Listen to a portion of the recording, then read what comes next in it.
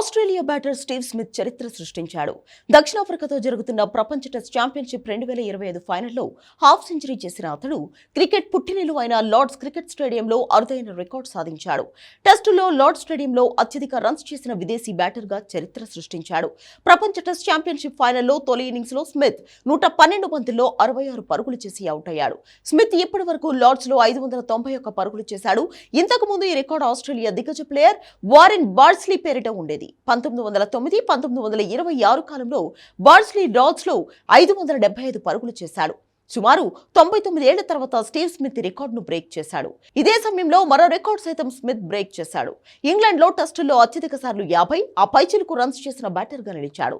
Smith ఇంగ్లాండ్లో ఇప్పటి వరకు 18 సార్లు 50+ స్కోర్లు నమోదు చేశాడు. అంతకుముందు ఈ రికార్డు ఆస్ట్రేలియాకు చెందిన అలన్ బోర్డర్ పేరిట ఉండేది. బోర్డర్ 17 హాఫ్ సెంచరీలు సాధించాడు.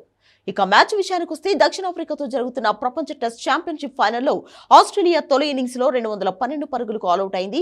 Steve Smith, Beau Webster half సెంచరీలతో రాణించారు. దక్షిణాఫ్రికా బౌలర్లలో కగిసో రబాడ 5 వికెట్లు, Marco Jansen 3, Keshav Maharaj 1, Aiden Markram 1 wicket తీశారు.